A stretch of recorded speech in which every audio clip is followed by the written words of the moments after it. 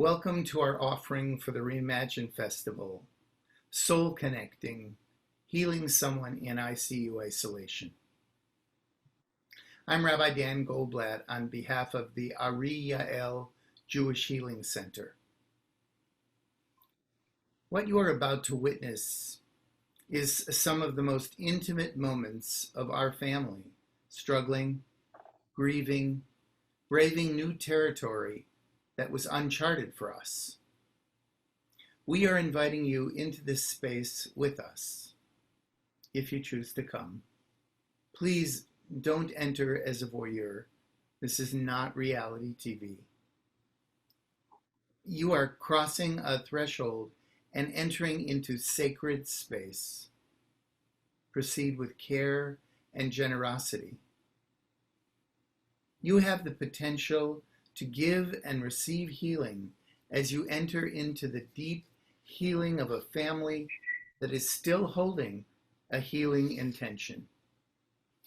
You will journey through time with the family, and if you are carrying a loving intention, you too can participate in the healing process while it is being shown. We begin with a healing prayer that affirms that there are accessible divine energies in the path of healing. My niece Sarah Rohr offers this prayer. In the name of God,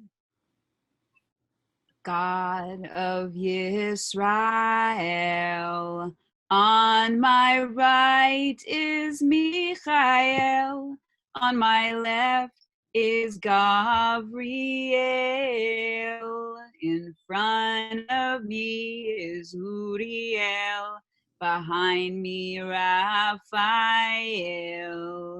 and all around surrounding me Shekhinah.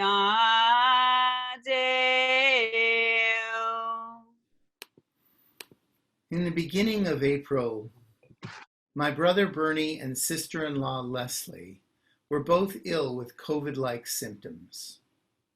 Bernie was admitted to the hospital in Minneapolis with COVID-19. He seemed to be holding his own for several days, when suddenly he had a drastic downturn with shortness of breath so extreme that his wife Leslie could not understand him over the phone. A nurse interrupted the call saying that they were immediately transferring him to the ICU. My siblings and I and our partners had been checking in with Bernie and Leslie up to that point. And that evening, we were all stunned and could barely speak, crying and consumed by terror as we heard the news that he was intubated, a breathing tube was inserted, and on a ventilator. We had all heard the dire reports of what happened when a COVID patient was put on a ventilator. None of us slept that night. The next evening, we gathered on our first of many Zoom calls, which spanned 4 states, 2 time zones, and 4 generations. All of us were sheltered in place and could not travel. We sang, prayed, and went on imaginal journeys, guided visualizations in which we pictured Bernie as strong, vital, courageous, and stubborn. For the next month, we gathered almost every night to get the latest update and do more praying, singing, and imaginal journeying, the process we embraced of visioning as a group. Our primary purpose was to support Leslie, who was still sick herself and quarantined alone in her home, not allowed to see Bernie at all. But our common goal was also to send our love, strength, and support to Bernie, though he was not conscious. On many occasions, the nurses would put the phone by Bernie's ear, and Leslie and their 3 daughters would speak to him and sing to him and love him up. One evening, my siblings, David, Ellen, and I, were able to speak and sing to him on the phone. While it was difficult to get no response, it still helped to feel as if we were doing something. Our Zooming together was such a powerful response to the stark terror of possibly losing Bernie. And we were able to rewrite the narrative of helplessness. Here this evening, on behalf of our family, are my partner Zoe, an end-of-life doula and activity therapist. Tonight she will be in the role of doula for us, holding this space and managing the technical side of the presentation. My sister Ellen, a Jewish chaplain in Seattle, Washington. My brother David, a recently retired neuroradiologist in Austin, Texas. His daughter Sarah, a talented writer and educator in Portland, Oregon.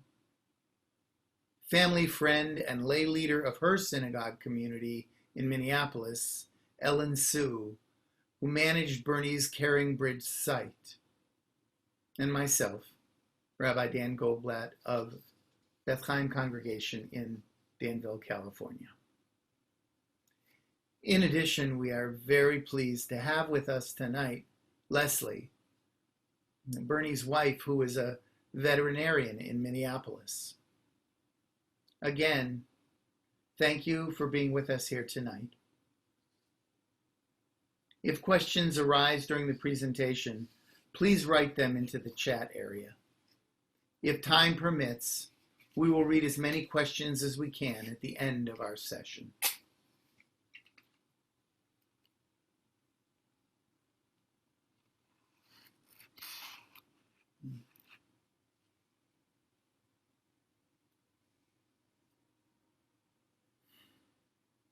Bernie went into the ICU on April 4th, which was Shabbat, the Sabbath, before the Jewish holiday of Passover.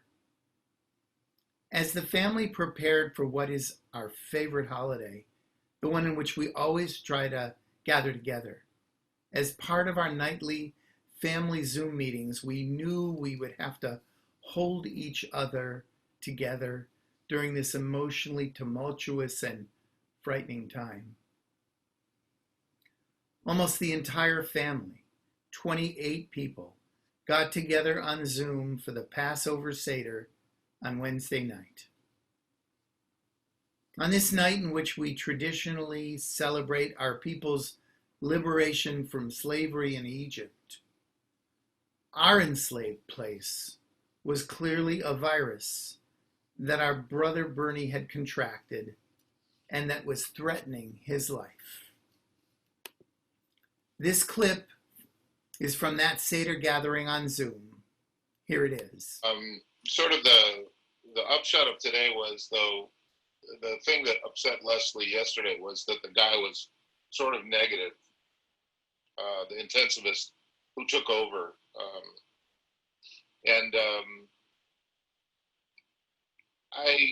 We didn't understand. We've been hearing this narrative that seemed like it was stable to improving slightly, and then there would be little hitches, and the other night he had a hiccup.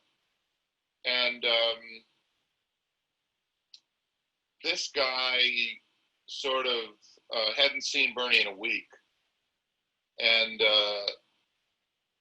he was just talking about how that in general he's very sick. And I think that we had not really heard, I mean, we all know he's in the ICU and he's on a ventilator, so that's, pretty ill. But he's on a lot of medicines to support his blood pressure. And I wasn't I hadn't really heard the specifics of it. And when he told me that, I was sort of taken aback a little bit. It doesn't change anything. We still have, it just depends on sort of how you spin the narrative. He agrees that he hasn't gotten worse. That's a good thing. I think he was sort of outlining that he is requiring a lot of support to keep going at this point. And that's not just ventilatory support, that includes very strong medicine to keep his blood pressure up, which, you know, that's a challenge, and that's something that we just need to be aware of. I think that all other things, you know, being equal, he did say that he had made a little bit of progress today. So I just think we need to hold on a little bit tighter, and we need to, you know, put our energy where we can, and keep doing what we're doing. I mean, I think what we're doing is really important. It's important for all of us, and it's important for Bernie. I would like to invite my niece, Sarah, to read a comment that she posted on Caring Bridge that same week. We just lit our designated Bernie candle, and in my meditation, I saw Uncle Bernie. He was sitting at the apex of a tall mountain in a range of forested mountains. He was reviewing and working the scenes of his life.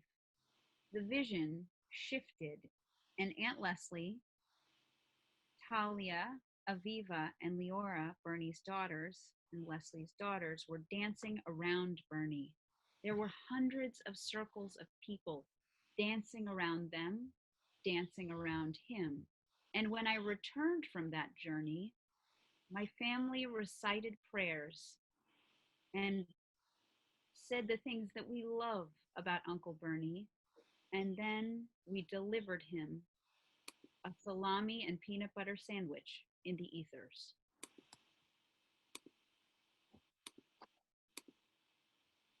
During this crucial time in Bernie's journey, we invited the Caring Bridge community to add this additional prayer for Bernie's healing.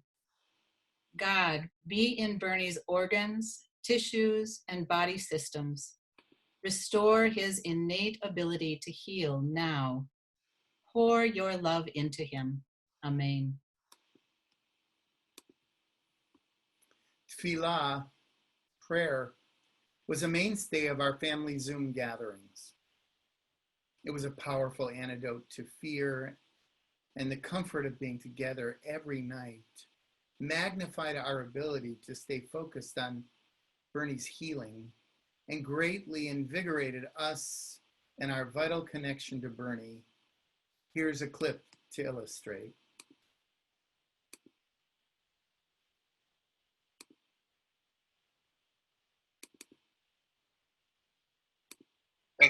I think we'd like to, you know, we've heard the essential information. I would like to ask us to just move into a more, well, a prayerful space. So we're going to offer a prayer right now.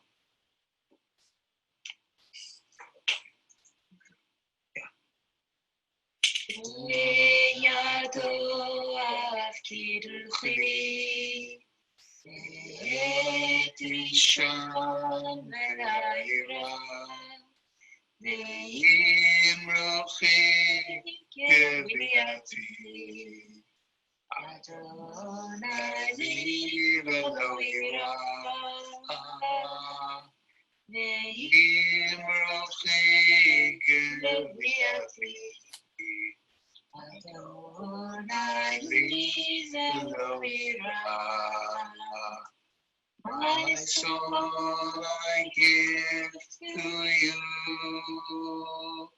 I place it in your care.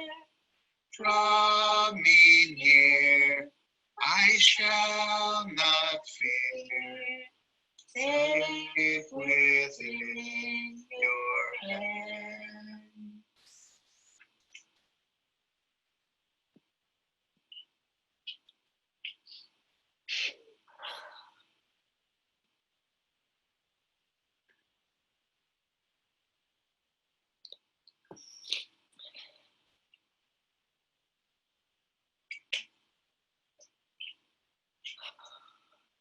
I so wish I could be there with him.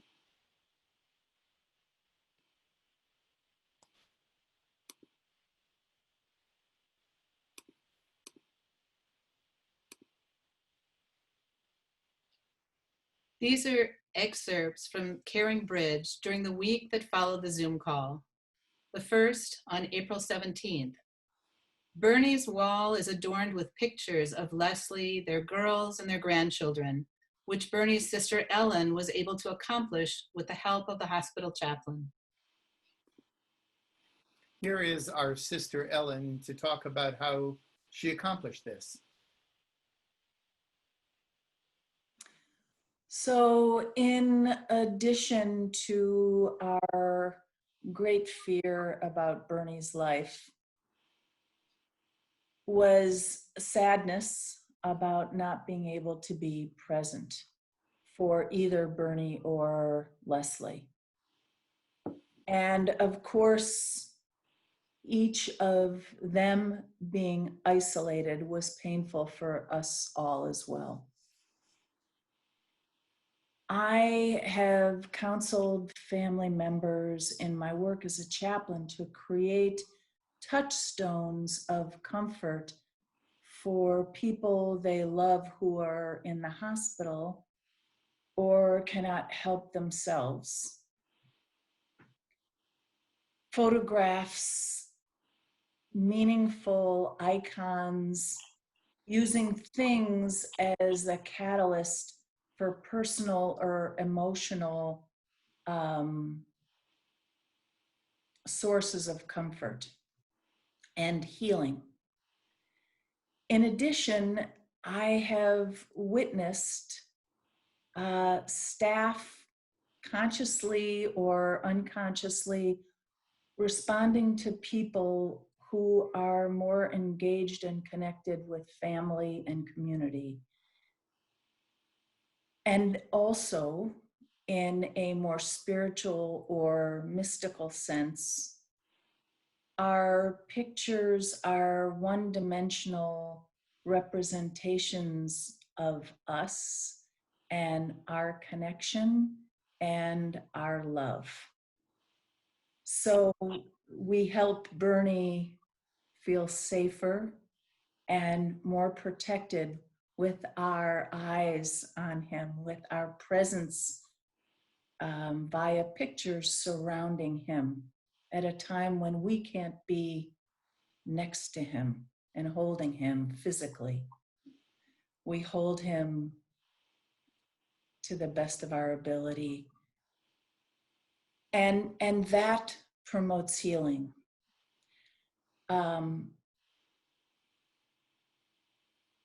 Days into Bernie entering into the ICU, and saddled with the frustration and helplessness of not being able to be there, I called the chaplain at the hospital that Bernie was in and had a long talk with him and explained the idea of putting up photographs, family photographs around the walls surrounding Bernie. And initially, the response was, that probably can't happen. This is an ICU, and we have to be very sensitive to infection, and there isn't a lot of extra stuff there. He went to the nurse who was in charge of the ICU And I encouraged him to ask for permission and talk about how important it is for all of us, and ultimately will be for Bernie, to have these representations of us surrounding him. And he got permission. Instead of I think we had 43 photographs. He said 12 was the limit. So we resent a more select group, and he was able to print at his end and tape them up on the walls. And that was our spiritual project. Ellen Sue continues with another Caring Bridge post. On April 24th, last night, Bernie's siblings were able to speak to him by phone and to offer their blessings to him in song. In their family, singing is very powerful medicine, and it was clear to the nursing staff that he was very connected and responding to them while they were singing to him.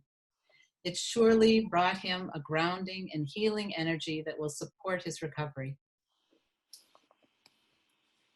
We did everything we could to support one another, even as we mobilized all of our heartfelt, positive energy for Bernie. There were evenings when Bernie was not doing well that were so challenging. Here is a clip from another family Zoom gathering. This is hard to hear what we've heard today and yesterday. And you know, I just want to say that our hearing it, we have to remember that nothing actually has changed. In fact, today it was a little better. So let's remember that.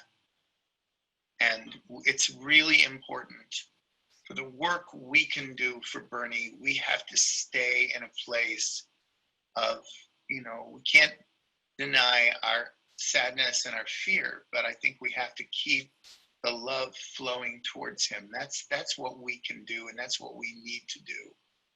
And that matters. I know it matters to Bern, and I know it matters to all of us. Another Caring Bridge post from Sarah that she put on the site that week. Uncle Bernie, you've got this. We all know it, and surely at the deepest level of your being, you know that you have the strength, the power, and the love coursing through you to carry you through the next stages of healing. We love you to the moon and back. As we mentioned at the outset, one of the tools in our collective toolbox was what we called imaginal journeys. We traversed time and space, both to get to Bernie across the COVID isolation abyss, and we traveled to moments in time where Bernie was most happy, most powerful. We took a motorcycle ride with him in the Sinai Desert in 1972 and scuba dived with him at Ras Muhammad, a diver's paradise that was one of the most exhilarating moments of his life. We traveled with him and Leslie on their motor trike on the way to Sturgis Motorcycle Rally in South Dakota. We visited moments of adversity where Bernie demonstrated extraordinary courage and resourcefulness to remind him and us of what he is made of.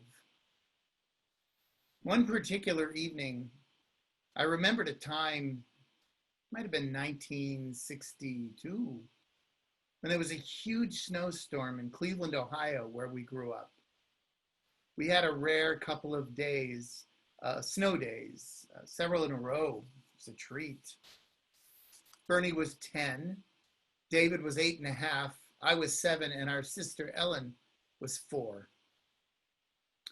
We had both a long, sleek toboggan and a shorter, faster sled that was called American Flyer. The 3 intrepid brothers, Ellen was too young, set out to walk the 2 miles to the largest hill in our area in a place called Kane Park.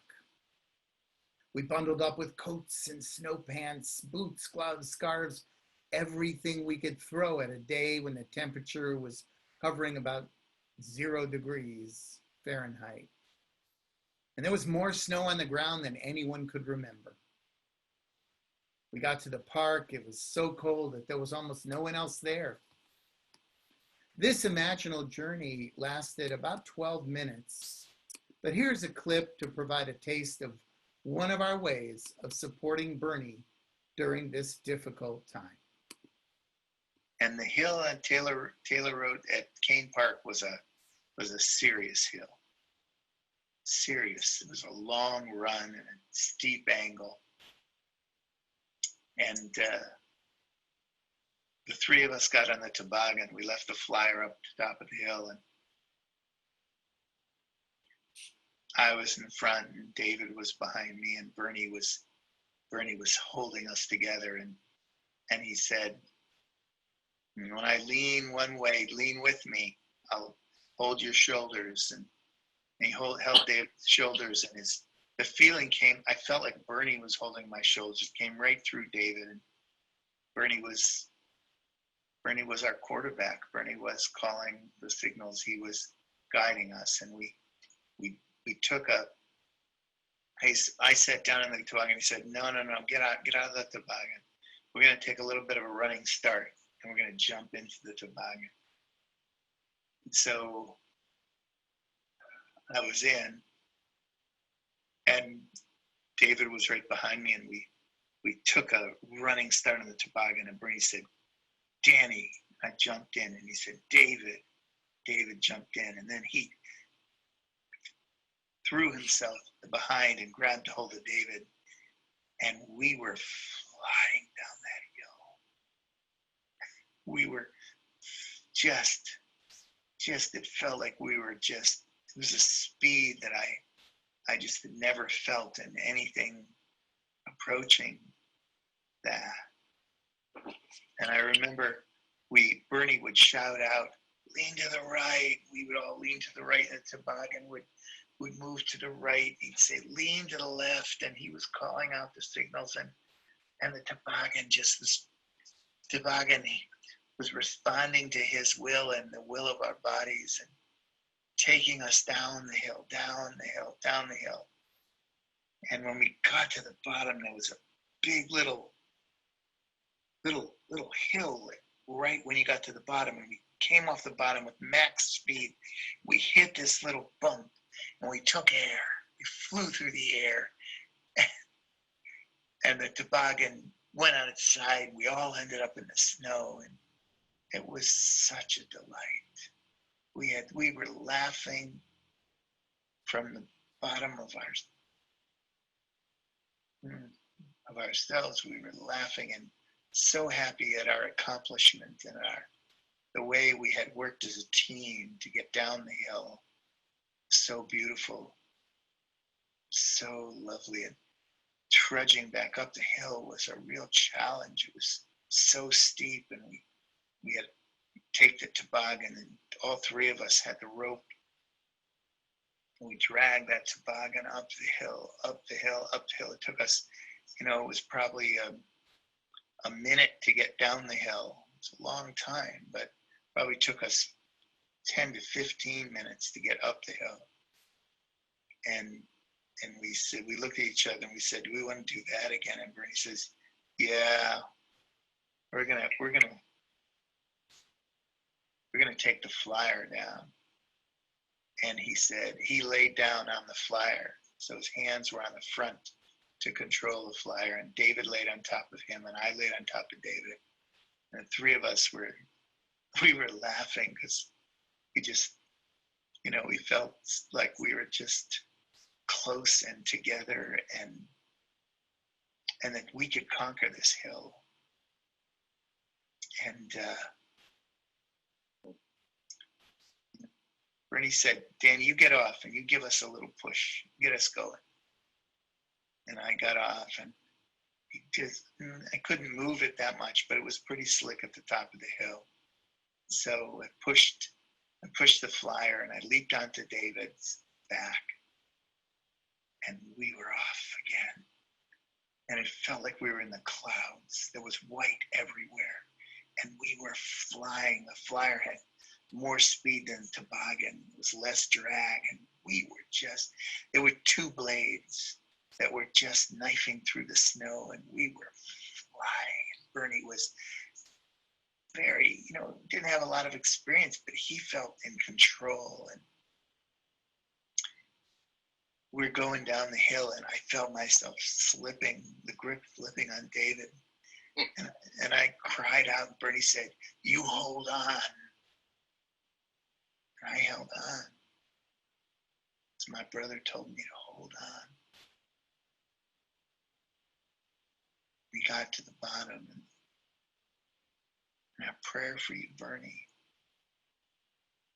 is that we have you, we're holding you, and we, from the bottom of our hearts, burn hold on, my brother. Everyone is sending you their love to hold on. Hold on and strengthen yourself. You can navigate this too. You can bring this home. We are waiting for you. We are waiting to hold you and hug you and love you up. We send you all our love.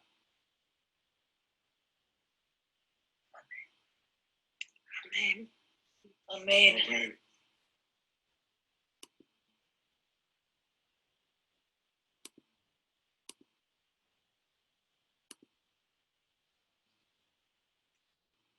This is from a Caring Bridge entry that week. Dear Uncle Bernie, may the collective wisdom and clarity of all your care providers be correct in their orders, instructions, and timing. May they all be kind to one another, maintaining a field of loving kindness in the garden where your reserves are low. May you continuously be lifted up and healed further, and in the audacious aspirational words of a folk composer somewhere. Every little cell in your body is healthy. Every little cell in your body is well. We worked hard to stay connected to Bernie. It was an intention that never wavered. Sometimes we reached out to him very directly, using the energetics of Jewish prayer. Shema Kolenu is a central prayer of our High Holy Days. It means, hear our voice. It is often directed toward God, and the prayer has great elasticity. We hoped God was listening, but we were talking to Bernie. Here's a clip.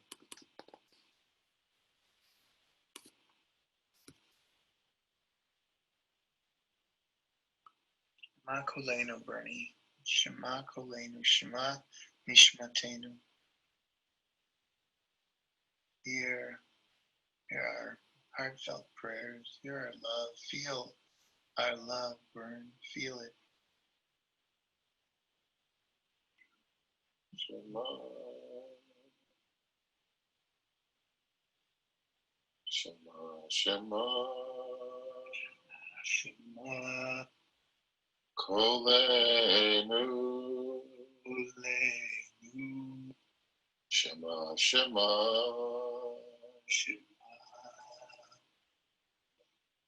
Shema. Shema. Shema. Kolenu. Kolenu. Shema. Shema. Shema. Shema. Shema. Shema. Shema. Shema. Kolenu. Kolenu.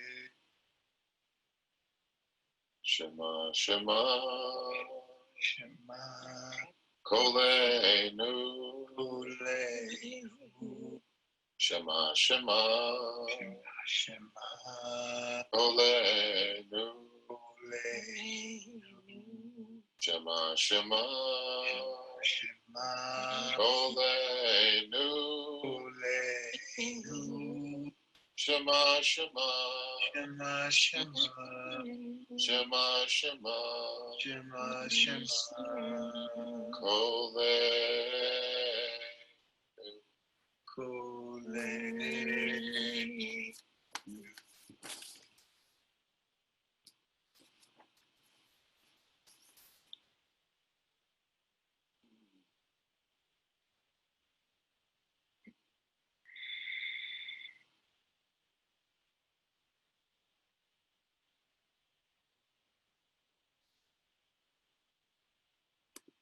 I would like to ask Bernie's wife, Leslie, to share some of her own insights about her experience of this incredible journey.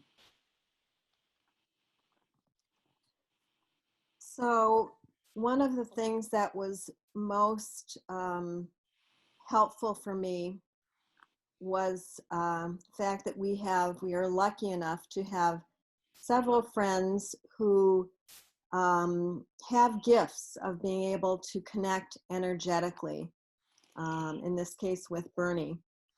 And their insights, what they were feeling from Bernie, what they were able to sort of access from him, really helped steady me and give me hope. One of our friends shared with us that she had been studying this virus, and the image she gets is like the image of the plague moving through Egypt from the movie The Ten Commandments. A black cloud moving through humanity. The virus loves our fear and desperation like an energy vampire that drains our vital energy, and what we need to do is to continually say no to it. With this virus, there is a feeling of being overtaken by something that we have no control over.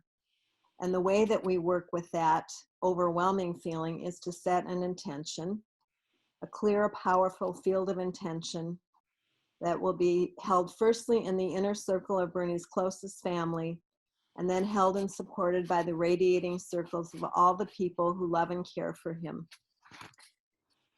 And she continued, on a soul level, her sense is that Bernie is doing something for the community through this journey that feels to her like a community teaching. On another level, she sees this as a warrior initiation for Bernie. He's going to show us how to do something, and it's a journey that is between him and God.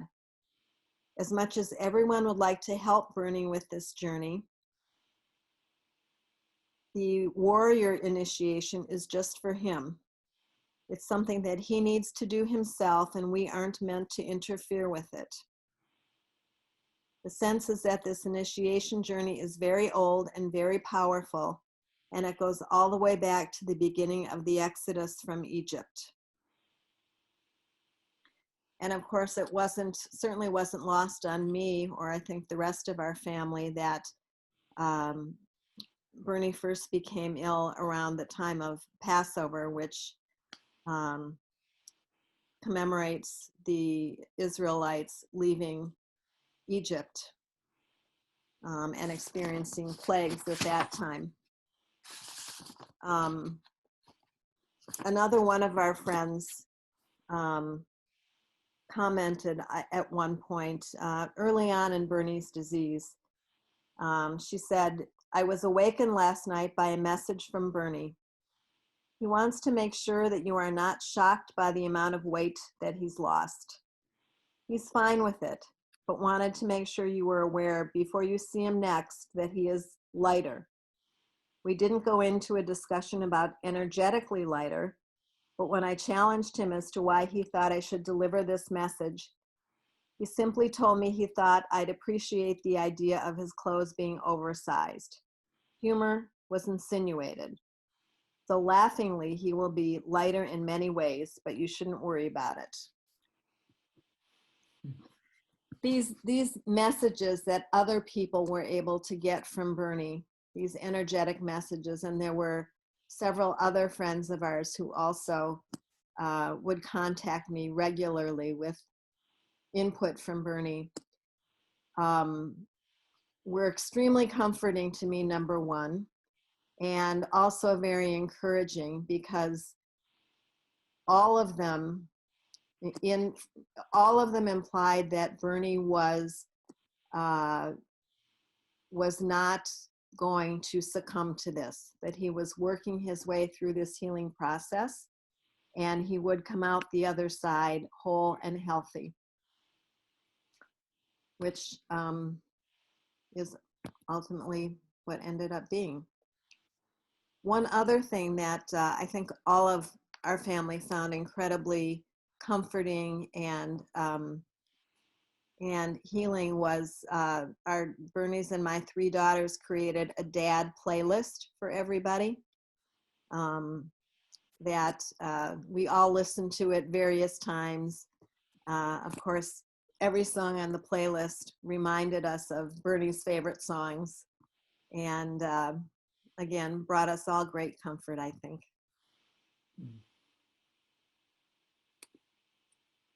Thank you, Les.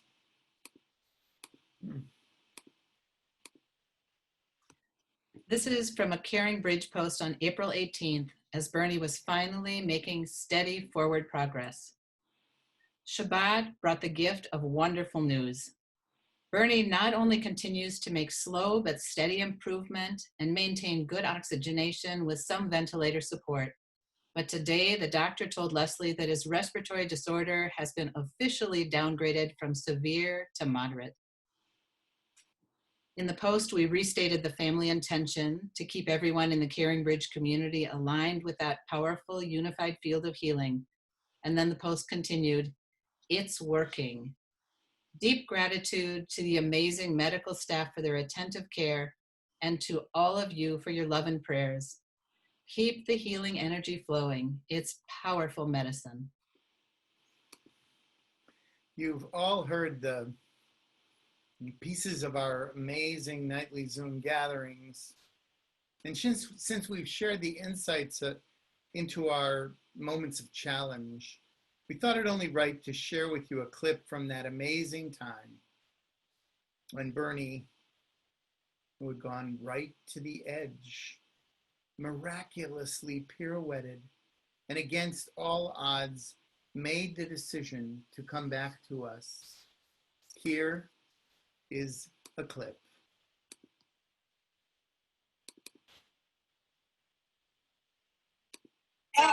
Number 1, Bernie Goldblatt is COVID negative.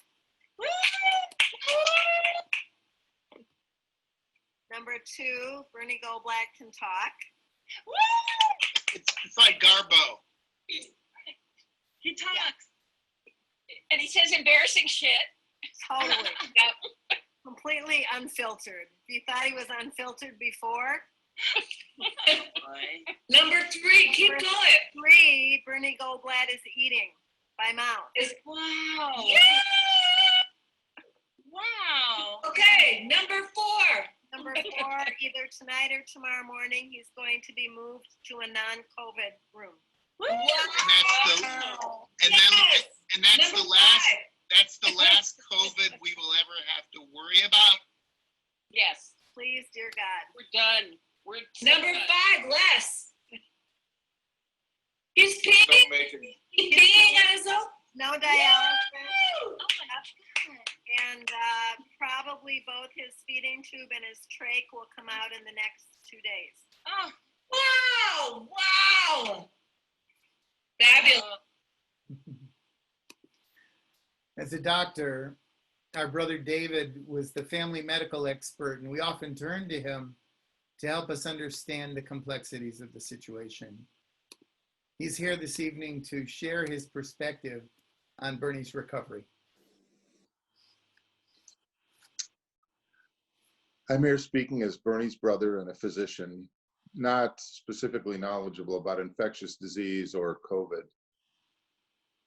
I'm not saying that our actions as a family healed Bernie, although I don't rule out the possibility that our actions had a positive effect. We definitely helped to heal ourselves, and we were able to give love and support to each other throughout this crisis. Bernie had a sudden and rapid decline. After seeming to be stable for the first week, he was in the hospital.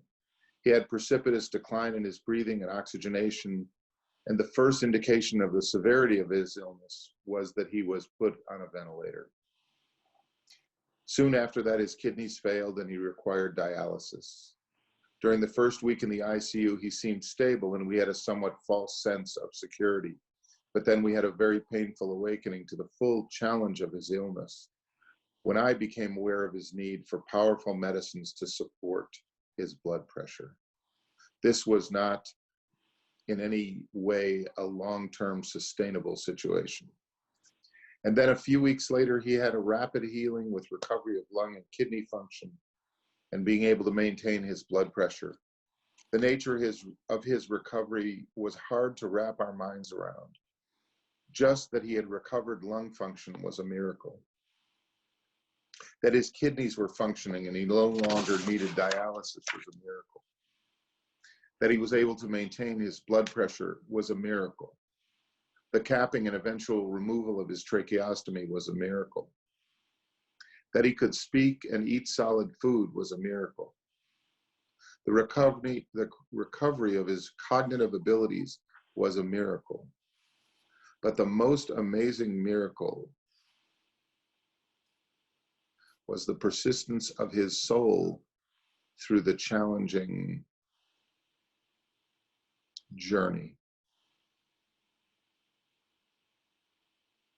Bernie had a visit from a Christian chaplain who ended up just mostly sitting there with her jaw dropped, listening to his story and the story of our family. And at the end of her visit, she said that she'd like to give Bernie a blessing. Would that be okay? And he agreed. She said, I'm going to start the blessing and you finish it. And she began, Baruch Atah Adonai, which means blessed be the compassionate one. And Bernie continued with Shehechianu, that you have allowed us to live to see this day. V'kimanu, that you have been there for us and sustained us.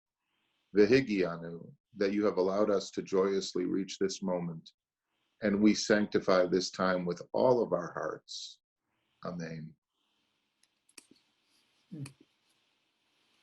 None of us will ever forget the day Bernie finally moved out of the ICU. One of his doctors, who attends a large church in Minneapolis, was there on that Sunday. And the pastor asked him how he was sustaining himself. He got up and shared his story of the miracle of Bernie Goldblatt. On May 6th, we got to share the wonderful moment we had all prayed for. Bernie was out of critical condition and on his way back. He was extubated. The breathing tube was removed.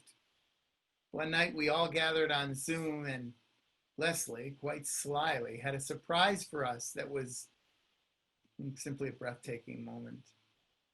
We all got on the Zoom, and then we were absolutely delighted to welcome the guest who'd been with us in spirit all these long days, was finally really with us. None of us will ever forget that day. Here is a clip.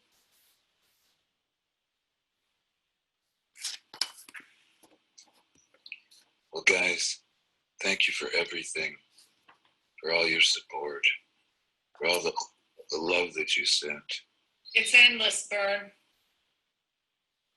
But I need to acknowledge it. Thank you. It helped save my life. It really did. There were moments where I didn't think I could one more thing, or last one more minute. And wasn't that I wanted to give up. It was just that there didn't seem to be any alternative. I was out of energy. I was out. And then I look over at the door and see your pictures. By the way, Ellen, I hear when you first suggested this, everyone had a giggle fit over it. You're brilliant, Ellen. You're brilliant. I'm glad it made a difference. Huge difference.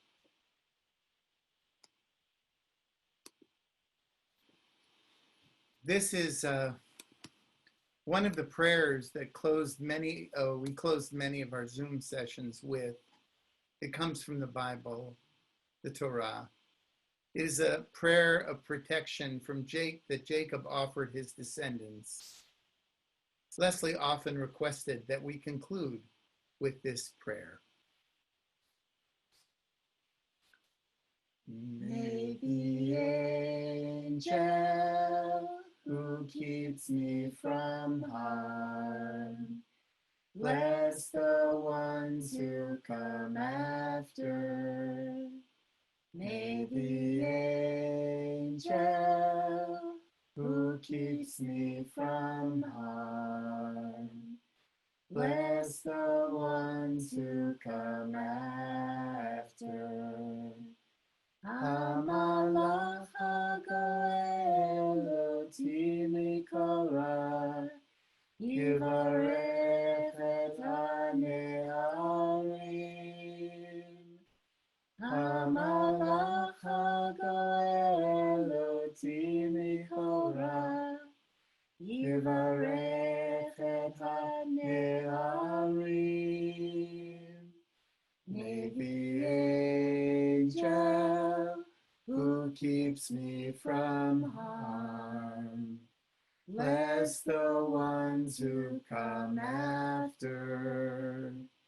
May the angel who keeps me from harm bless the ones who come after.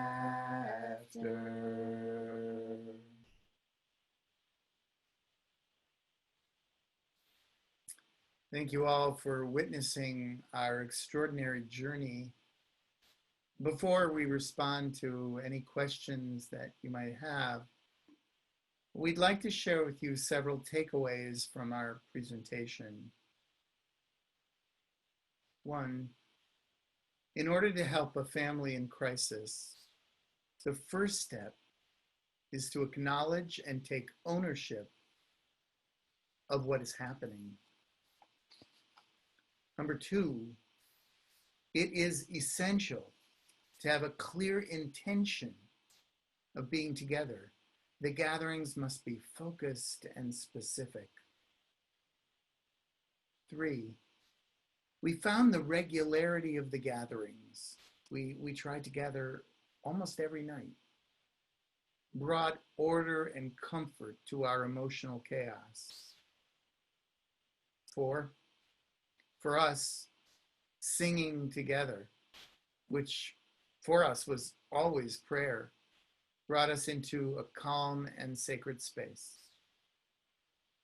5, using imaginal journeys allowed us to access moments when our ailing family member was at his best, and we tapped into those memories as a source, again, of comfort and healing. 6, family cohesion and collaboration was certainly crucial.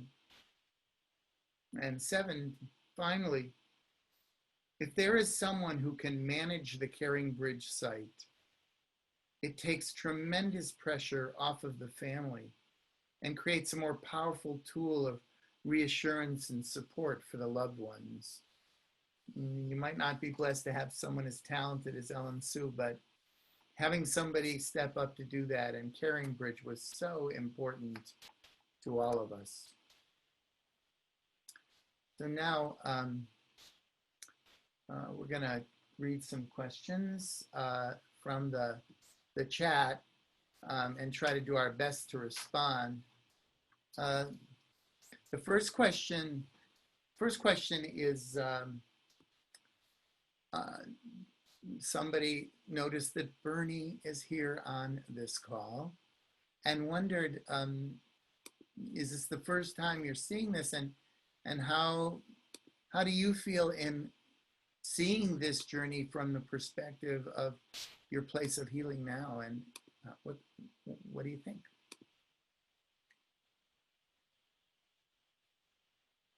Bernie, you may need to try unmuting yourself. There you go. Am I unmuted? Yes, Bernie. Okay. This is the first time I've ever seen this presentation, which I know has been given in different forms. And it makes me profoundly sad that all these people who love me had to go through this. But it fills me with gratitude for how they did it and how much it helped me. And I can't even describe how much it helped me. Thank you. Thank you, Bern. We're so gratified that you could be here and participate in this. It's beautiful. Thank you. Thank you so much. Let's see, do we have, please don't feel shy to enter questions. We did have one question asking about the Caring Bridge entries. How often do you suggest posting, and how can people support what's there? So I'm going to highlight Ellen Sue for a second. You know, it was really an intuitive journey, trying to gauge what was needed. At the beginning, when everything was so unknown and so uncertain, and there was so much fear and anxiety, we really tried to post something every day. And, you know, it wasn't a situation where people needed to know every little detail, but we wanted to give a general sense of how Bernie was doing. And most importantly, we wanted to create an alignment. There were so many people. As of today, there's over 64,000 visits to this site. So it's a powerful force and an incredible testament, Bernie, to how many lives you've touched, you know, across in our community, across the world. It's an amazing thing. And the power of that is incredible to see. And so there was really this intention to create an alignment of all of those efforts so that they would be all focused towards positivity, toward holding a really powerful healing intention. When we posted the family intention the first week when it was Passover, so many people commented that they took those words, they recited them at their Seder, they included them in their prayers. And so there's a way in which that kind of communication can be, I think, very powerful to bring the community together as really an aligned team of support. And you could also feel in the comments that people who were really anxious and how's he doing and what's happening and I'm so worried, as we kept posting every day, you could feel that settle down. And some of the people who'd been very worried were like, okay, we're reciting the intention, we've got the prayer, we're here for you, we're praying for you.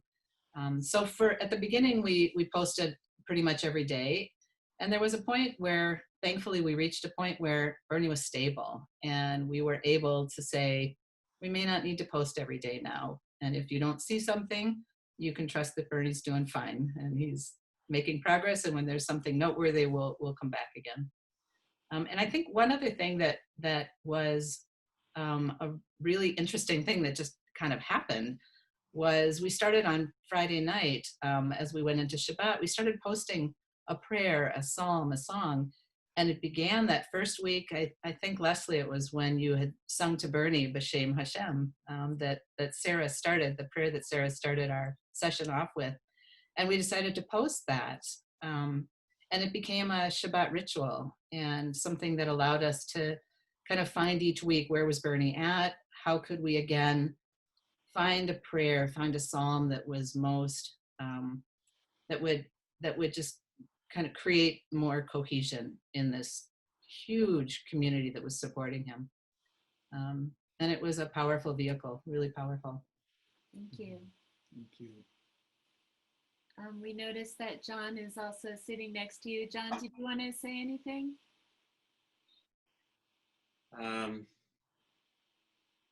You know, I just, I would just echo what Ellen Sue said, that the love and support and I think just the feeling that was a part of these posts really connected with the people in the community.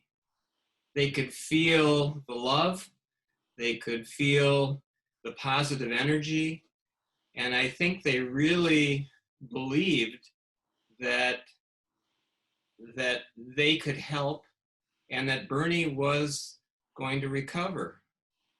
And initially I would get text messages and phone calls from people who would ask me, all right, what's really going on?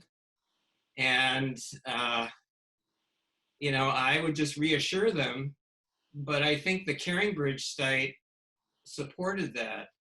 And I think everybody had this, this feeling, and the energy was so positive and loving.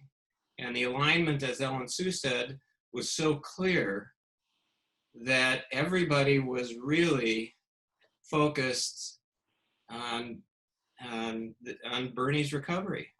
And there seemed to be a lot of cohesion around that. So. Thank you. Thank you, John. Thank you, Ellen Sue. So, yeah, I'm not seeing, we see some very lovely compliments in the chat. But I think that that brings our presentation to a close. Again, we want to thank you for being with us tonight, and please feel free. You know, we're not out of this pandemic by any means, and there will be others and loved ones and friends we know that are in need. And please feel free to share anything you've learned tonight with families who are struggling in the way our family struggled, and hopefully we'll come together in the way we did in some respect as well. So again, we offer blessings and peace. Stay well, stay safe, and again, thank you for being with us tonight. Thank you. Take care.